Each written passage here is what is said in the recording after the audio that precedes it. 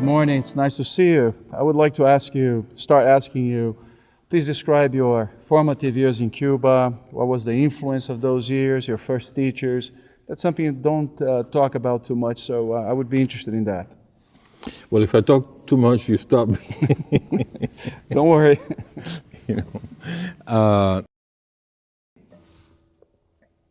I started playing the guitar.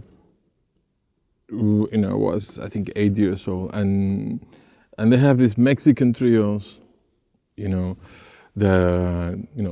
boleros and rancheras, and there was one that was very popular in Cuba in my family. My family, they like music, this kind of music a lot. They were called Los Tres Reyes, and the guy that played the requinto, usually it's a requinto and then two guitars. I mean, he was considered like a really amazing virtuoso, And so I started taking lessons. They were popular, this kind of music. And then soon enough, I was able to play these things that this man was playing. So I was 8 years old and playing this, and that attracted a lot of attention. So the teacher that I had, he didn't read music. He told my father, this is what my father told me, and that he told him, this kid has talent, you should find him a teacher that will learn, teach him solfege, and that's what happened. Then I began to have a teacher that introduced me to the classical. I didn't know anything about classical guitar. It was this black man, Dufourneau, Guillermo Dufourneau was his name. He was really nice. I was lucky to have people that I really loved, and Dufourneau was one of them. And he would just put his hand on my knee, and if I made a mistake, he would go, and then I would scream, and then he would laugh, And then I'm from Santiago. Too many details? No, go ahead. I'm from Santiago, obviously, the other side of the island. And they had opened a conservatory in my hometown. And I had become aware of people like Leo Brouwer. I mean, there was a television show in Cuba called Viernes de Gala, and they had concerts. And I remember this one show where they were introducing this young man that was coming back from the U.S. after having studied there. His name is Leo Brouwer. So Leo was giving concerts around.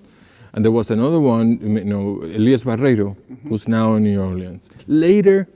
Later there was another one, Jesus Ortega, who's still in Cuba. So one day, I'm making it too long. I'll go to the point is that the local conservatory opened the guitar department. And one of these concert people, Elias Barreiro, suggested to my family that I should go there. So I began to have lessons with a teacher there, and at the same time, still with Dufourneau.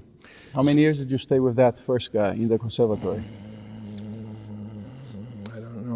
I'm gonna guess maybe 4 years, so I'm not sure. And how was that? What do you remember about that very beginning? Well, the thing that I have to say is that I think is important is because there are a lot of ways, as you know, that you can influence people. And with him and his wife, Georgina was her name, they treated me like I was a child. They didn't have any children, and I adore them. And I remember going home, troubled because I don't know who I love more, my parents or of my teacher and his wife. And so the only thing one thing that was really nice is that people like Brouwer would come into the town, or Barreiro, and we would get together with him and play for him. So we did have contact with with these people that would come to play. There was nobody else coming in Cuba at that time. It was hermetically closed. There was a woman from Eastern Germany that came to play. But specifically with the guitar, the book that was being taught there was the Pujol method, and that's the method that was being taught loosely, but that was what being taught. Another method that was famous was the Pascual Roch one. So we basically went through the books, the Pujol books, and for the second one, I went through it in 2 months or something, which was all exercises, and I mean, I don't know if I did it well or not, but that's, So that was really basically the environment. I loved having the lessons. I would sit outside my teacher's classroom hoping that some of the students would not come, so would have an extra lesson. Is it fair to say that maybe those early years in Cuba were the beginning of the Barrueco way of playing, or would you say that changed after you went to the US and to Peabody? Well, I mean, it was a huge influence for me. You know, I mean, that's who I am. But if we're talking more about specifics, how to play, most of that changed later on. I mean, there are certain things that remained. Probably the main one was Brouwer's influence, you know, in the sense that, you know, he would say, you know, to me that to be a musician, you know, to become a musician, not only a guitarist, and I wanted to be like him. The dream in my life was, you know, to become like him. So whatever he said, I would do, you know, and that's something that stayed with me for the rest of my life. Mm-hmm. Talking about influences, a lot of people believe that you are a clear break from the Segovia tradition, and that Segovia did not have much of an influence on you. What can you tell us about that? Well, I mean, I remember when I heard the Segovia recordings, I was extremely, you know, impressed with that. At that time in Cuba, this is after the revolution or dictatorship, whatever you want to call it, you know.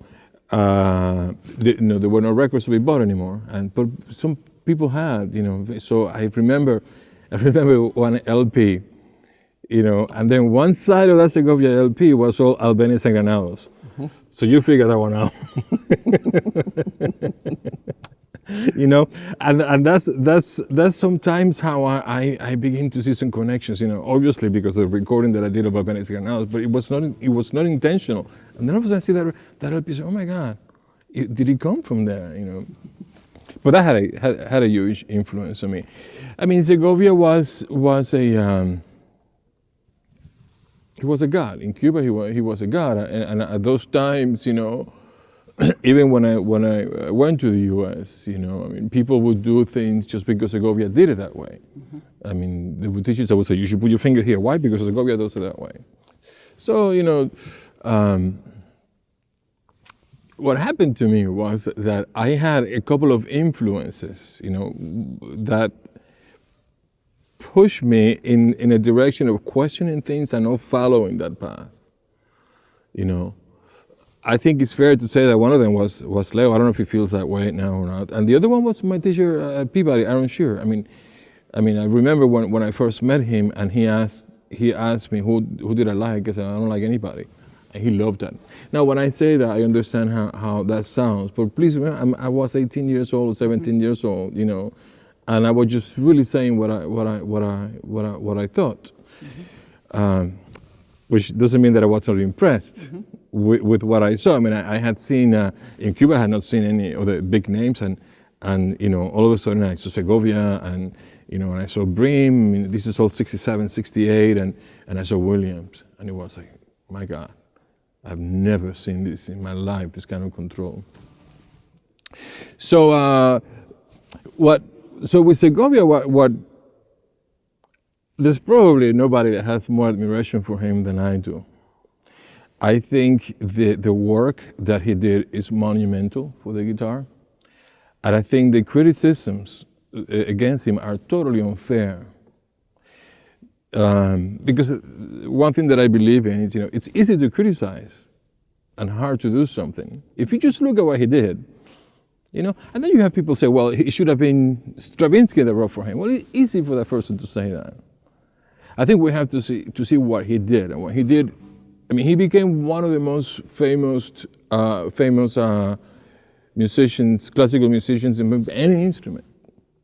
He created a huge repertoire, and most importantly, something that we're kind of missing now. I think he was a leader for the whole thing, and right now, that's not really happening in a way, at least from my perspective, you know.